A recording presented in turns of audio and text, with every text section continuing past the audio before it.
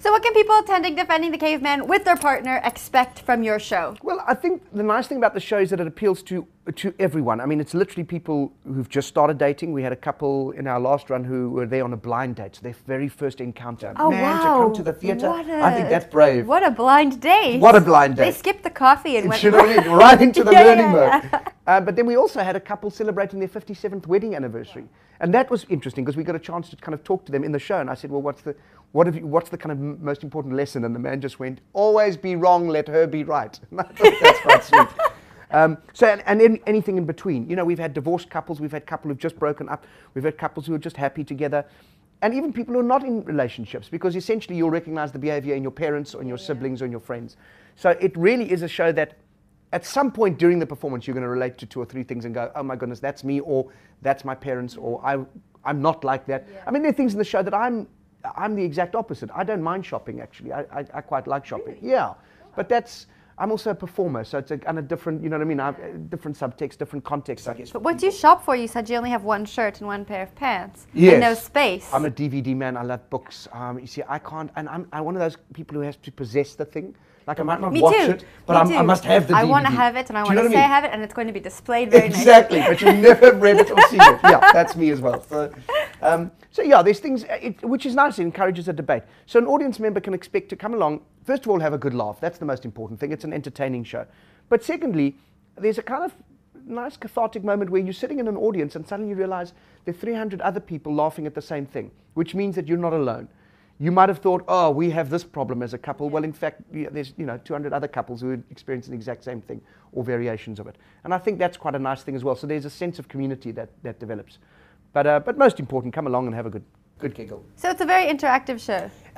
Not really. A little bit of both. I play the show as it was originally presented, which was as a stand-up version. Yeah. There are versions now in this country. There's an Afrikaans version, and the way Tim played it, they played it more like a one-man theatre show, where they focused on the characters. And it's not that I don't do that, but I do. My stand-up roots kind of make me want to interact with the audience. Yeah. So I have 2 or 3 places where I literally open it up and ask people, and they don't have to, obviously, but if they've got something to share or shout out, they can. And that's always brilliant, because every night it's a little different. And what's the craziest thing someone's ever shouted out to you?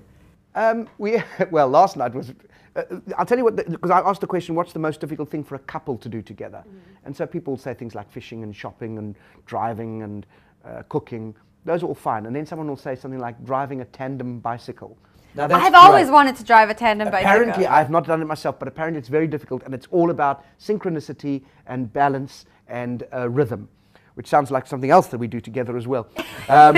So that was fascinating. And then last night, the most magnificent, slightly elderly lady, maybe in her late 60s, early 70s, put up her hand, and this is what she said to me. I said, what's the most difficult thing for a couple to do together? And she said, when you buy a plant and it's half price, but then the bakkie, and then you fill the plants with a bakkie, and then he can't watch the rugby, so then that's when you get home earlier.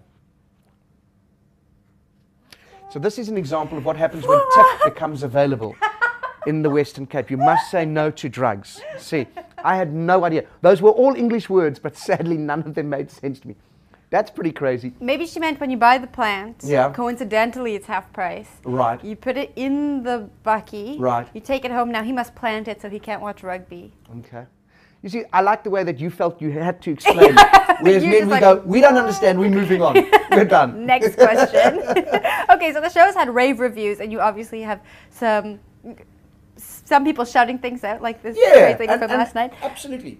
And we have a lot of, you see it from the, I mean, I always say that it's the best view of the show is from the stage, because you see the ribbing and the laughing and that's you, or that kind of conversation that happens. And obviously afterwards, sometimes I'll be in the bar and have a drink, and there'll be couples there who are also having drinks, and then you'll hear their stories. You know, someone will tell you, I had a guy who came in and said, I watched your show 2 years ago with my first wife. Now I'm back with my second wife. I said, well, clearly the lessons haven't really been learned.